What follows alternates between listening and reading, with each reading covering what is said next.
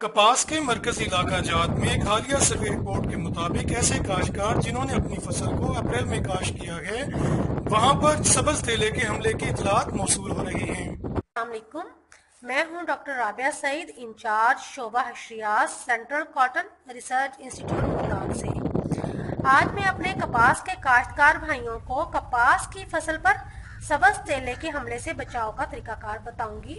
سبز تیلے کو ٹیوسٹیلا یا جیسٹ بھی کہا جاتا ہے، لیکن اس سے پہلے میں بتانا چاہتی ہوں کہ ڈائریکٹر CCRI ملتان کی ہدایات پر ادارہ کے زرعی سائنسدانوں کی ایک ٹیم نے کپاس کے مرکزی علاقہ جات میں کپاس کے کیڑوں کے حملہ سے متعلق ایک سروے کیا۔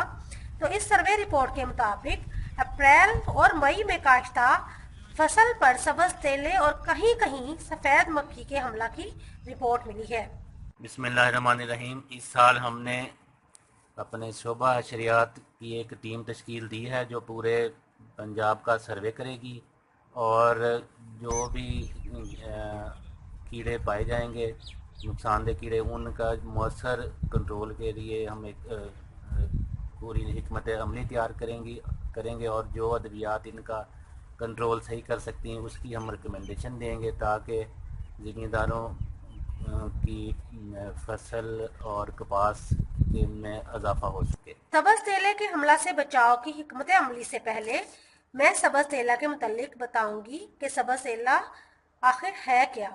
سبز تیلا تکون نما شکل کا سبز رنگ کا کیڑا ہے۔ اس کے بچے اور بالغ ایک دوسرے سے مشابہت رکھتے ہیں۔ اس کے بچے اور بالغ دونوں ہی پتوں کی نچلی سطح سے رس چوستے ہیں۔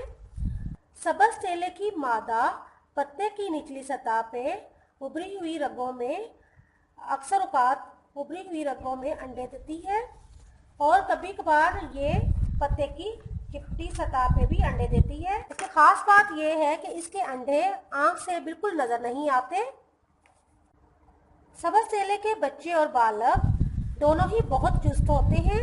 اس کے زیادہ حملے کی صورت میں پتے کے کنارے گہرے پیلے اور بعد میں سرخ ہو کر انڈے اندر کی طرف مڑ جاتے ہیں۔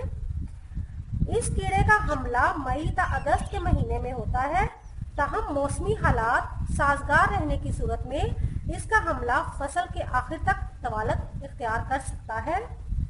سبز تیلے کے حملے کی صورت میں نائٹرن پائرین 200 ملی لیٹر یا ڈائنوٹیفیرون 100 ملی لیٹر یا فلونیکامائڈ 60 سے 80 گرام فی ایکڑ 100 سے 120 لیٹر پانی میں استعمال کرنے سے اس کا مؤثر تدارک ہو سکتا ہے۔